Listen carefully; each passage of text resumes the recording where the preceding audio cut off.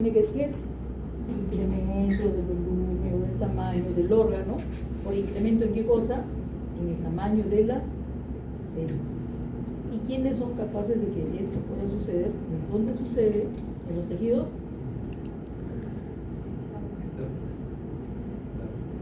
Estables, no. Los lábiles son los que se regeneran constantemente. Son los estables. Entonces, ¿y quiénes pertenecen a los estables? No, perdón, permanentes son. La fibra muscular es permanente. Entonces, por eso, si hay una mayor demanda, la única forma de que pueda responder a una mayor demanda de trabajo es ¿qué cosa? Creciendo el tamaño de la célula. El ejemplo clásico y básico de esto es ¿quién? El músculo, sí. El músculo estriado, tanto el cardíaco como el esquelético, y también ante una mayor demanda en ellos van a crecer, van a responder a la mayor actividad incrementando su tamaño. Entonces hay un aumento de volumen de un tejido, de órgano, por aumento del tamaño de sus células principales, las células, o sea, la parte parenquimatosa celular, no la estromal, y se da por aumento de la síntesis de los componentes estructurales, número y tamaño de organelas, porque son células que no se dividen, y eso pertenecen a qué tejidos?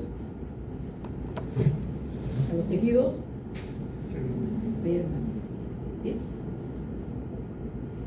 Sus núcleos, dicen, pueden tener mayor contenido de ADN porque las células se detienen en el ciclo celular, sin llevar a cabo ¿qué cosa? La mitosis, por eso crece. Ahora nos dicen otra cosa importante: la hipertrofia puede ser fisiológica, pero también puede ser patológica. Y necesariamente se produce por una mayor demanda funcional. Dice, mecanismos de la hipertrofia.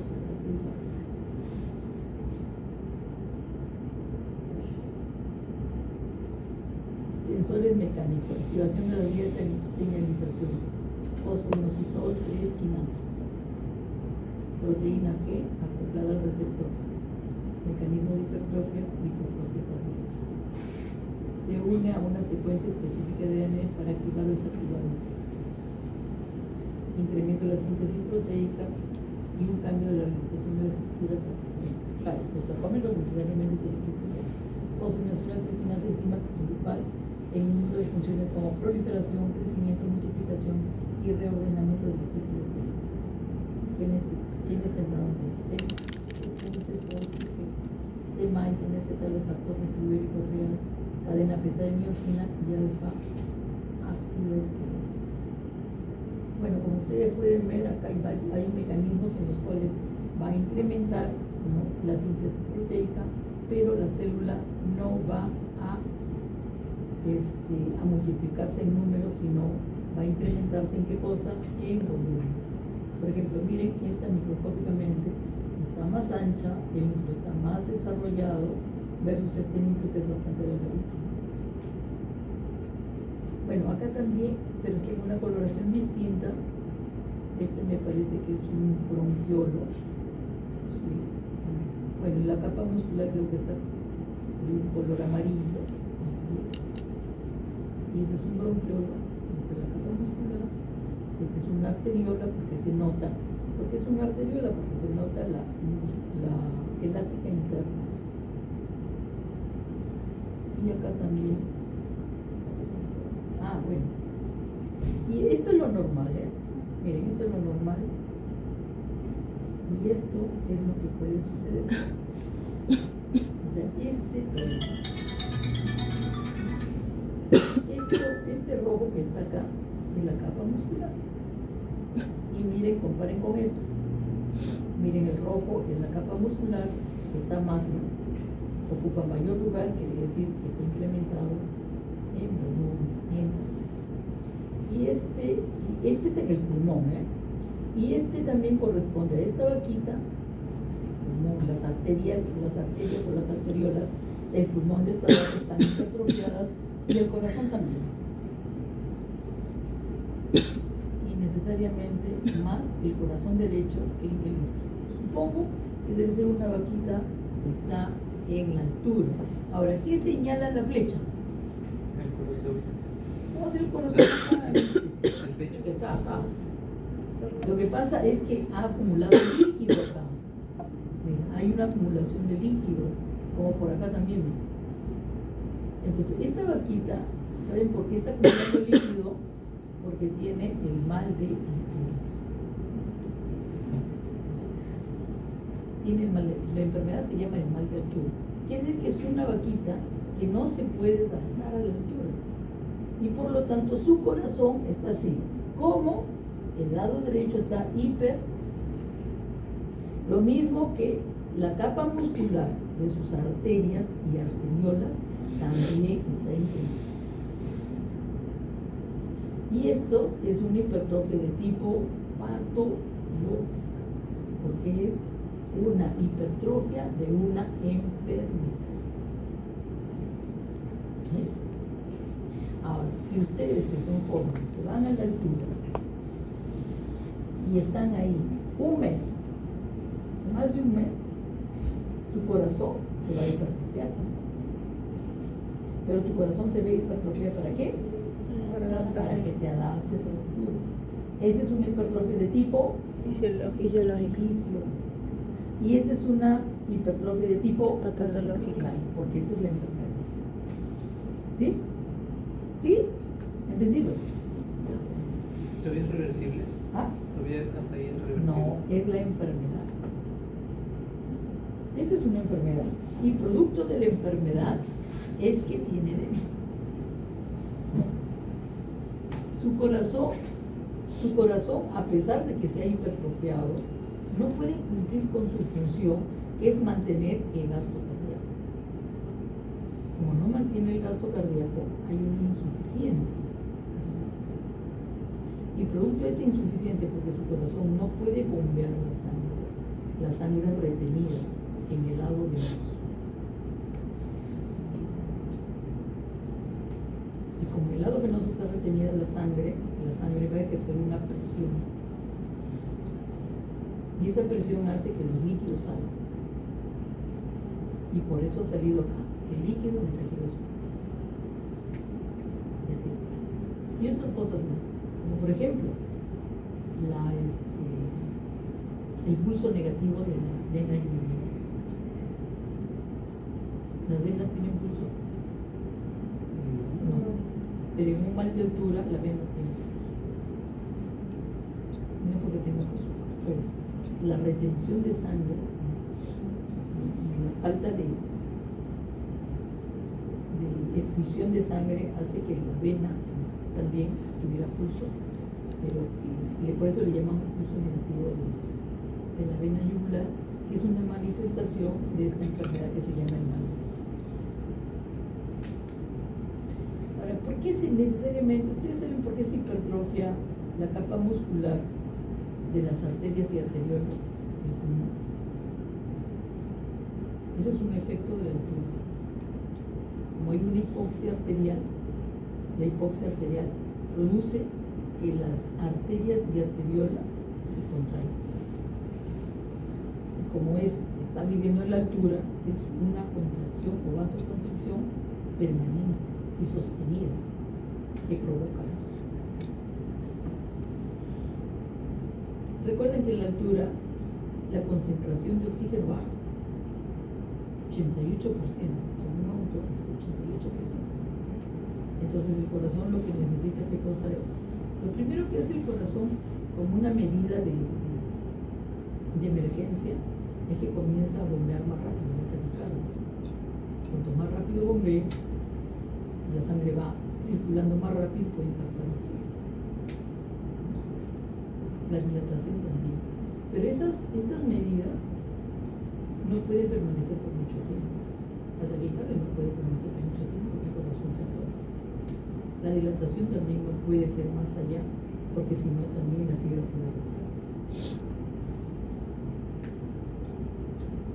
Y bueno, la hipertrofia se da para mantener el gasto cardíaco.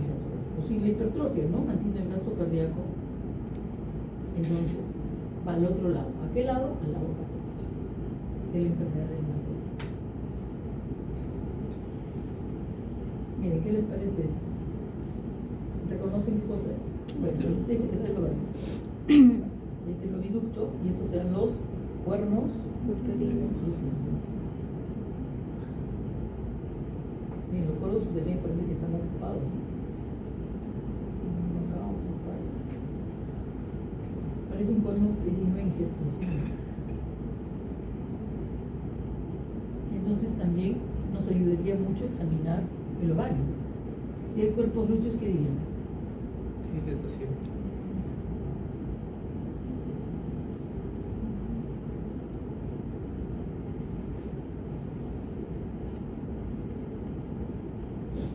Bueno, en una gestación nos dicen también que en las gestaciones el útero, el uterino, también sufre hipertrofia, ¿no?, de la capa muscular, pero también hay una hiperplasia de endometrio.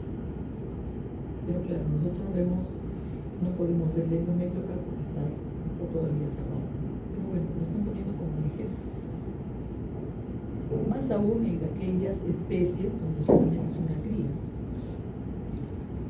Eso es bastante grande, por ejemplo, bovino, equino. Bien, la hiperplasia hemos dicho que es el es el aumento del órgano tejido por aumento en el número de las células, dando lugar a un aumento del volumen del órgano. La hiperplasia tiene lugar si la población celular es capaz de sintetizar ADN, permitiendo así la división mitótica. ¿Qué tejidos pertenecen acá? Tejidos Los permanentes. tejidos largos. ¿Sí? Ahora, la hipertrofia puede ser fisiológica o también puede ser patológica. Muy bien. Dice, se puede clasificar en dos formas.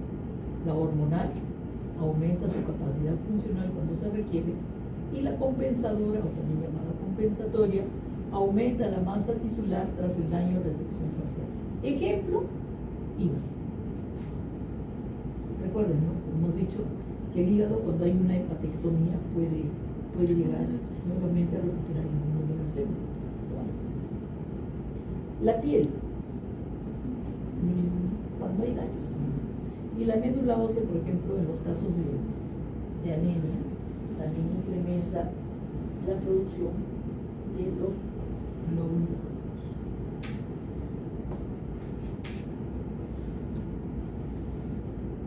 El riñón también.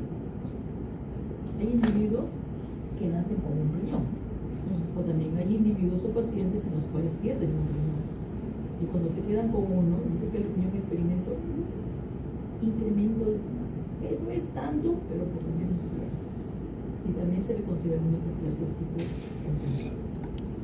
Bueno, los mecanismos se dan generalmente por una elevada producción local de factores de crecimiento necesariamente, receptores de factores de crecimiento en células blancas, o también por activación de una vía de señalización intracelular. Entonces tenemos dos mecanismos: aumento de los factores de crecimiento o aumento de los receptores de crecimiento, y el otro por activación de las vías de señalización celular. Ellos van a actuar, van a producir, ¿no?, factores de transcripción que van a activar genes, que van a codificar factores de crecimiento, van a producir receptores de crecimiento, y también algo muy importante para la hiperplasia es lo que está acá: los reguladores del ciclo celular. Estos reguladores del ciclo celular son aquellos que dicen hasta acá nomás se da el incremento del número de células. O sea, regula o controla esta proliferación, y necesariamente tiene que ser así. Por eso es considerado una hiperplasia. La hiperplasia es controlada y solamente se producirá lo que se necesita, no más. No más. Y bueno, y van a dar pie por resultado de la proliferación celular.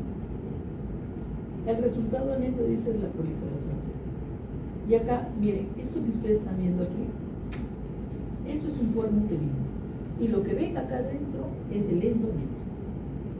Ven ustedes que hay una especie de bolsitas, ¿no?, de líquido, ¿ven?, que nos vienen a hacer otra cosa, que son las glándulas endometriales, que se han dilatado y se han llenado de líquido, que nosotros le llamamos, ¿qué cosa? Quistes. Entonces, esta es una hiperplasia del endometrio. Pero además de ser hiperplasia del endometrio, está formando quistes. Por eso el nombre correcto de esto se le llama hiperplasia endometrial quística. Y esa es una hiperplasia de tipo patológico. Esto es una hiperplasia. A ver, ¿el endometrio en el seno será una hiperplasia de tipo patológico?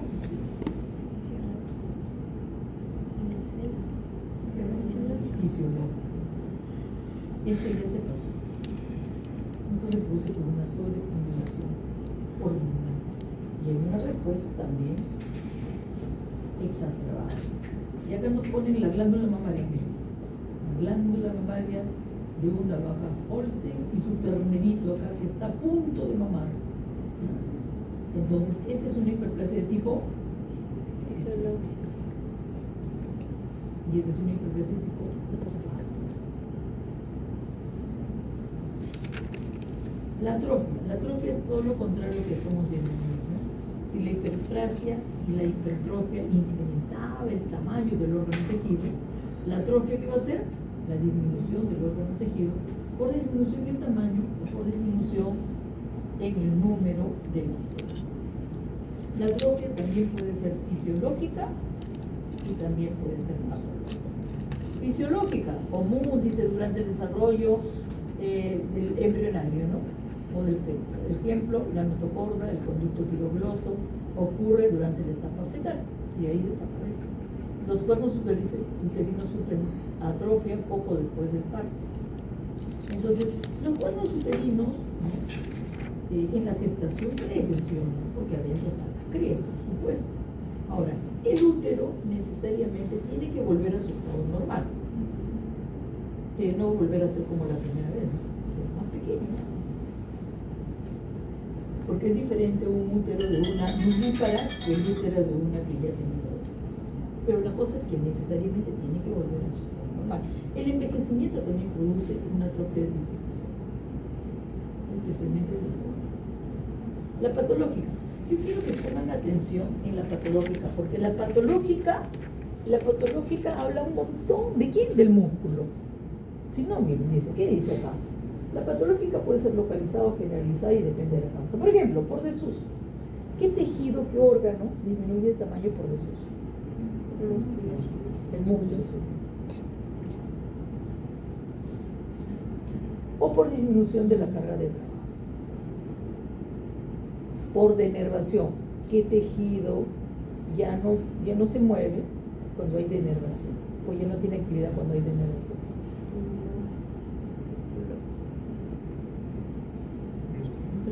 ¿Músculo qué?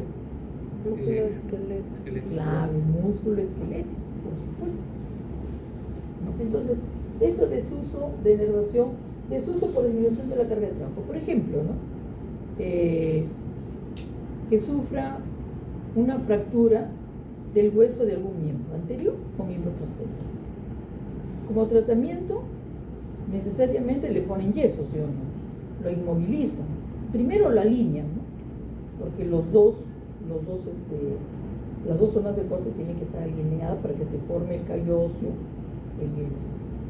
entre los dos polos que ha sufrido la fractura. Y luego se inmoviliza para que se pueda producir este callo, ¿no? ¿Y qué es lo que pasa? Lo inmovilizas por semanas. Y eso no se mueve, sino ahora, al cabo del tiempo que le sacan el yeso, verás que la masa muscular de ese miembro está más pequeña que la otra, que sí se ha movido. Entonces, por desuso o por inmovilización. Luego ya, a estos dos hablan mucho del músculo, especialmente el músculo. Claro, porque no vas a inmovilizar el corazón. ¿Inmovilizas el corazón? Aunque ni hablar. Ahora, por falta de riego sanguíneo, quiere decir por isquemia, también puede producir una atrofia, sí. Y acá una inadecuada nutrición conlleva catexia, reducción de la masa muscular. Yo no diría una inadecuada nutrición, un desequilibrio, ¿no? O una desnutrición marcada, digamos, como. Y luego la compresión tisular, algo que comprime el tejido, la compresión misma, por sí misma, y también la compresión que puede estar comprimiendo ¿a quién? A los vasos sanguíneos. Por lo tanto, la masa disminuye. A veces las compresiones son tan extremas y son tan, podemos decir, permanentes, que puede llegar un momento en que las células también ya se van, mueren y desaparecen. ¿Han visto ustedes una hidrocefalia? ¿Nunca han visto? Sí, en fotos. Yo pues en foto, pero Sí. aquí debe ver vivo y directo. Entonces, por ejemplo, ¿no? La hidrocefalia, que es la acumulación de líquido en los ventrículos laterales, por falla en el drenaje del líquido cefálico. Cuando no puede drenar, se acumula en los ventrículos laterales. Y el líquido comienza a presionar al cerebro. Y sigue acumulándose, y sigue comprimiendo. Tanto lo comprime que el cerebro se vuelve una lámina. Imagina, un niño con un cerebro que es una lámina. Por eso es que se pierden muchas funciones limitantes. El niño no se mueve, de repente no ve, no escucha, no se puede mover. Y eso es en el niño. Y uno no se da cuenta hasta que la cabecita comienza a crecer. ¿Sí? ¿Y por qué? Porque existe la fontanela. La fontanela es una membrana y por eso permite que cuando se acumule la cabeza comience a crecer. ¿Sí? Cuando es recién nacida. En los perritos también hay hidrocefalia, especialmente dicen los hidrocefalia. Y también comienza a comprimir. Y también comienza a pesar la cabeza, ¿no? Entonces los perritos están con la cabeza abajo. O si no, el peso del cerebro hace que el ojo caiga, ¿no? Y ya no ves la córnea, sino ves la esclerótica, como si estuviera poseído. Es el peso. Y muchas veces el peso del cerebro comprime el quiasma óptico. Y los perritos no ven. Están ciegos. Y algunos dicen que también se le complica con el oído. Bien, entonces esto es lo que tenemos, algunas de las causas fisiológicas y patológicas de atrofia. Mecanismos de atrofia, dice, es consecuencia de disminución de la síntesis proteica y aumento de la degradación celular. La actividad metabólica disminuye la síntesis proteica. La carencia de nutrientes y el desuso activan la vía de la ubiquitina. Ubiquitina proteasoma, que dirige las proteínas a ser degradadas. En numerosas situaciones la atrofia va acompañada de un incremento de la autofagia, o sea, comerse a sí mismo, o sea, fagocitarse a las células, pero las células que están degeneradas. Y acá nos ponen esto, ¿no? Y acá nos ponen esto, el cerebro de un joven adulto, este es el cerebro humano, y el cerebro de un anciano. ¿Ves el cerebelo? No, no se lo. Porque nuestro cerebelo está por acá abajo. Por acá abajo. En cambio de los perros, de los animales, el cerebro, tú ves el cerebro y acá ves el cerebelo. ¿Sí? Y se expone. Por eso yo me jacto de poder identificar un cerebro humano y un cerebro animal. No toquen nada de cerebro humano. ¿Por qué? Porque no veo el cerebro. No porque ven que se acaba. En cambio, los animales, el cerebro y el cerebelo sí. Porque el cerebelo no está abajo, sino está acá al lado. En cambio, nosotros, el cerebelo está acá. Anatómicamente, está debajo. O como si estuviera junto. Entonces, este es el cerebro de un adulto joven, es el cerebro de un anciano. Lo mismo sucede en los animales también. El cerebro más grande, los jóvenes, el cerebro. Pero también nos dicen que esto puede ser por la enfermedad cerebrovascular, que es la aterosclerosis. En la nueva versión, en la 10ª, se nota un cerebro que está, la mitad del cerebro está cubierto por la meninge, y también del ancianito por la meninge. Pero en esta meninge del anciano se ven que los vasos se ven medio blanquecinos por la aterosclerosis. En el joven todavía. Y bueno, y ese es un hígado. ¿Qué les parece ese hígado? Parece que es un hígado de perro porque tiene un montón de lóbulos. El color del hígado, hemos dicho que el color en términos generales, desde que yo estudié anatomía, eso hace 800.000 años, bueno, también enseñé anatomía. En otra universidad también comencé enseñando anatomía y después ya me mandaron a patología. Bien, entonces, el color del hígado es generalmente de un color rojo. ¿Tiene el color rojo?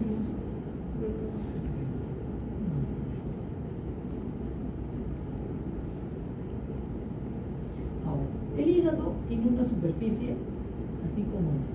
¿Cómo es esto? Lisa. ¿Es lisa esa superficie? Ahora, no me miren a mí. Lisa, no es lisa. Los bordes, miren cómo están los bordes, miren los bordes.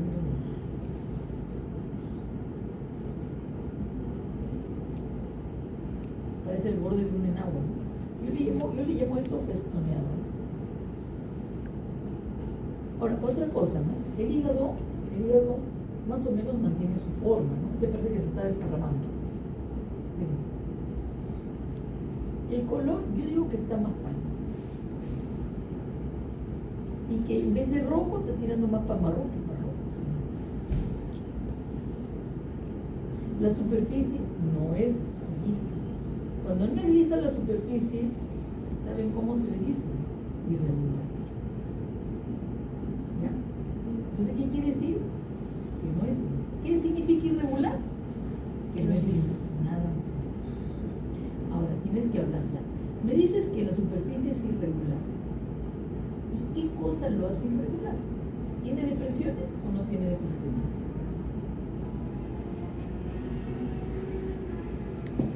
¿Qué dicen ustedes? Sí, ya.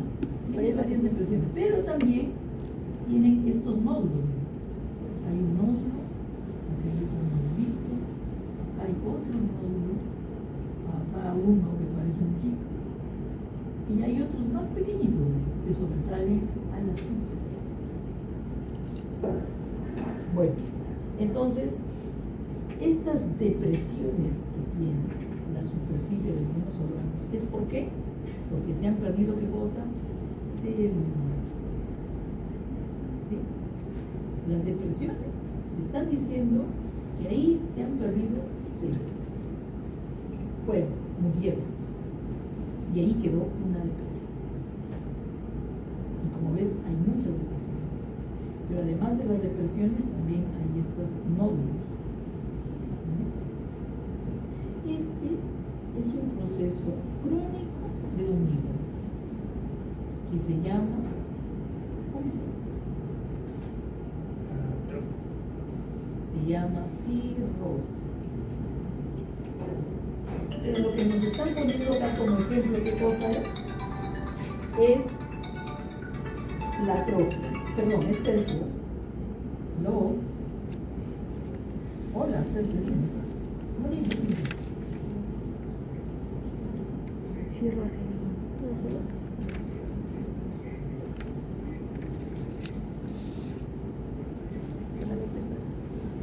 Sí, quedó muy bien.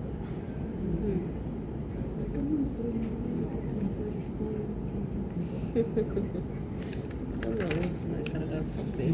Es que sí, para que prenderme yo tengo que papeles por acá. Voy a tener que hacerlo desde acá, porque tengo clases seguidas.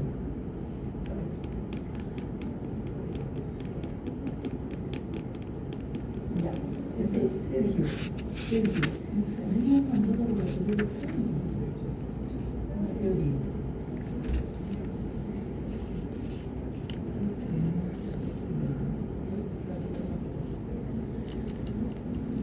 Muy bien. Y los chicos, ¿ya le van a avisar ustedes?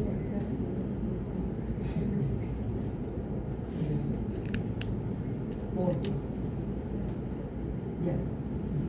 Gracias. Sí. Ya.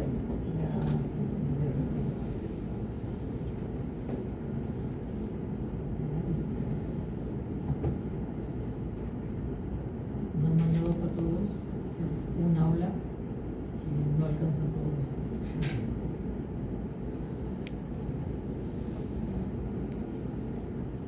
Miren, ¿qué les parece? Este es un hallazgo en una necropsia de un perro macho, ¿no?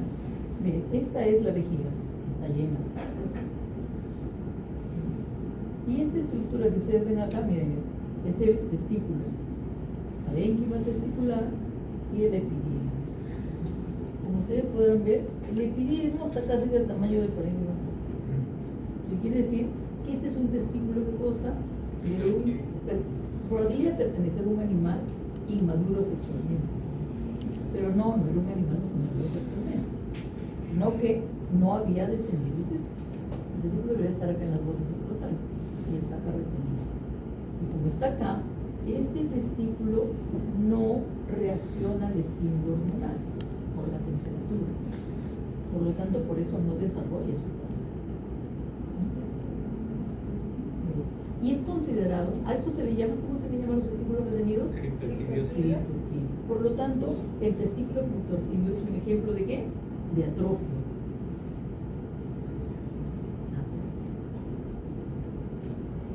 No, este perro bien salado, porque encima el testículo que había bajado estaba chiquito también. Eso que le habían hecho. Pero un perro bien fresquito. Las vellosidades intestinales, miren, aquí acá. Estas son las vellosidades intestinales, ¿se acuerdan? Es la parte de del intestino, ¿no? La parte de las vellosidades que son las proyecciones.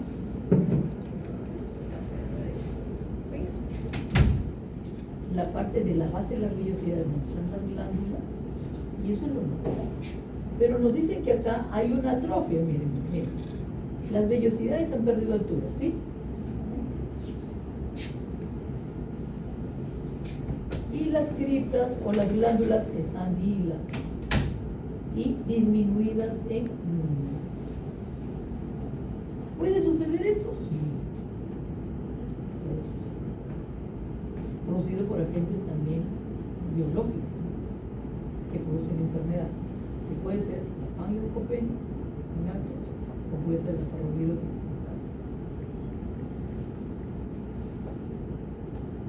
Metaplasia. Hemos dicho que la metaplasia obedece a un cambio.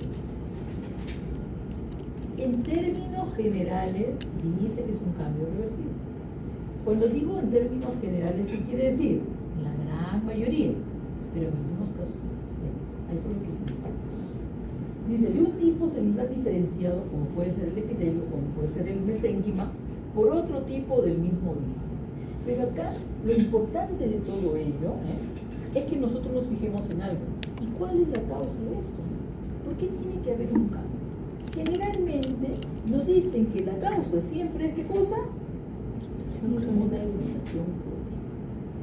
Entonces, por eso, tiene que cambiar a un tipo celular que soporte esta condición o esta irritación crónica. Por eso, la metaplasia epitelial produce un cambio ¿hacia qué? Hacia un tipo escamoso. ¿Dónde ocurre esto? El libro de Patología Estructural y Funcional de Robin C. Cotram es un libro humano y por eso nos ponen un ejemplo de humano, ¿no? Pero lo tomamos como ejemplo para poder entender esto. Yo lo digo también. Pero hay que tomar ejemplos de veterinaria que vamos a ver. Entonces nos dicen cómo ocurre en el tracto respiratorio por irritación crónica de los fumadores crónicos. Un fumador crónico que te fuma más de una o dos cajetillas diarias por mucho tiempo, puede ser años. Entonces en ellos, ¿qué es lo que pasa con su epitelio respiratorio? O sea, de la tráquea y de los bronquios. ¿Qué pasa? Ese epitelio, que es un epitelio simple, pseudoestratificado, cilíndrico ciliado, va a cambiar a un escamoso. O sea, su tráquea y su bronquio va a tener un epitelio escamoso. ¿El epitelio escamoso producirá moco? Por eso es que ellos tienen una tos seca. Y los cambios se dan también en la tráquea y se dan en la laringe. Por eso que también la voz cambia, ¿no? Se vuelve más gruesa, ¿sí?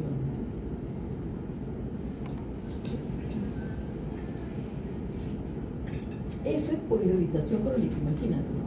todo el día, todo el tiempo, el epitelio, la mucosa está siendo irritada por el humo. ¿Sí o no causa irritación?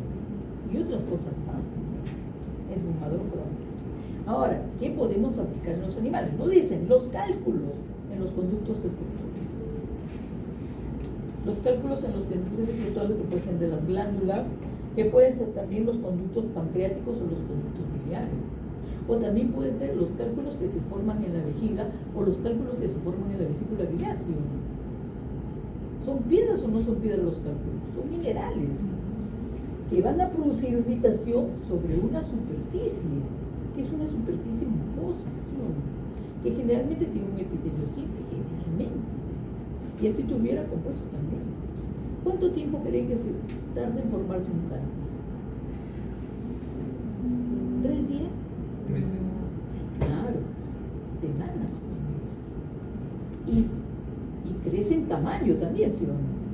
Y la superficie es una superficie regular que daña constantemente.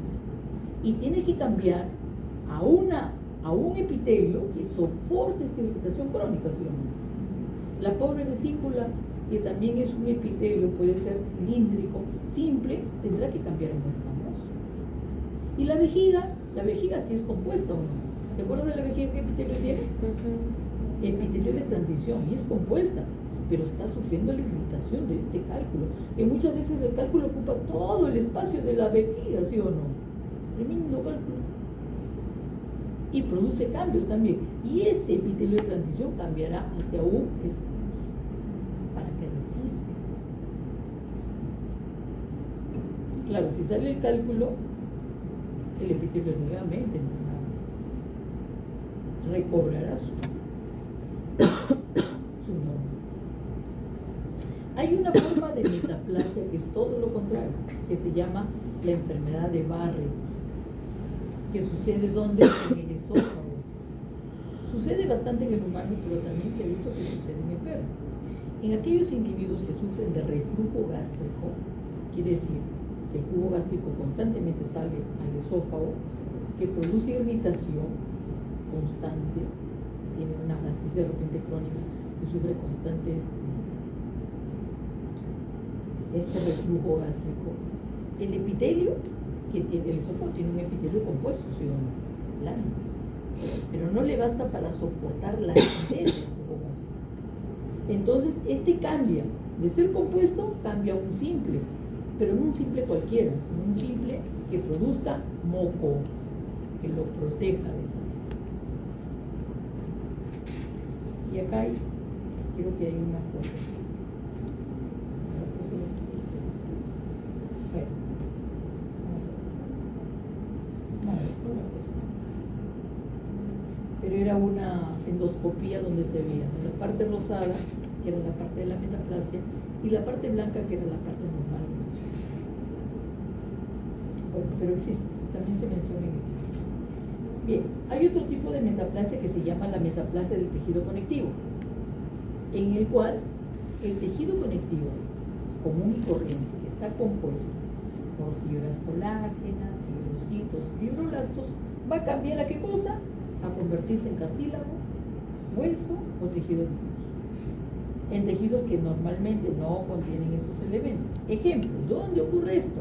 Pues ocurre en dos neoplasias que son neoplasias de los perros. ¿Cuál es? El tumor mamario mixto y el EMI. El tumor mamario mixto, su estroma va a cambiar hacia cartílago y hueso, parte de su estroma. O sea, cuando tú vas a tocar ese tumor, si tocas un hueso, ¿es denso o no es denso? ¿Compacto o no compacto? Entonces ahí vas a encontrar eso. Lo mismo que el épuli, que es una neoplasia de las encías del perro. Crecen las encías y es grande, sobresale. Pero esa exuberancia, ese tamaño que toma, es porque tiene un estroma bastante desarrollado. Ahí la parte parenquimatosa celular solamente es el epitelio del encía. Pero el estroma es abundante. Y ese estroma también se convierte en cartílago y hueso, que es lo más espectacular, ¿no? Porque cuando uno toca el hueso, se cruza diferente. Entonces vamos a ver los ejemplos acá. Bueno, los mecanismos de la metaplasia nos dicen que es una consecuencia de una reprogramación de las células madre que se sabe que existen en tejidos normales, o de células mesenquimatosas no diferenciadas presentes en el tejido conjuntivo.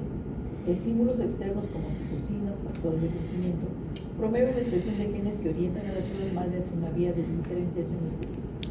Y acá tenemos el tumor mamario mixto, mire, aquí se nota el cartílago que está medio azul, pero también hay hueso. Microscópicamente también se va a ver lo mismo. Cartílago, más cartílago, hueso. Acá también hay cartílago y un poco de mineralización por acá, la parte marrón. Y este es el estrógeno. La parte parenquimatosa son las células neoplásicas que están tratando de formar o tratando de tomar la forma de las células. Y este es el écule, que es bastante exagerado, pero bueno, lo grande que es porque tiene bastante estrógeno. Y bueno, y acá parece que está calcificado o dosificado. Apliquémoslo a primero. ¿En qué órganos o tejidos, ante el aumento del trabajo, qué tipo de adaptación ocurre? Mira. ¿En qué órganos y tejidos, ante la disminución del trabajo, qué tipo de adaptación ocurre? Bueno, y acá, ¿qué tipo de adaptación ocurre? Cuando aumenta la actividad. En el músculo esquelético. No. Ah, ya.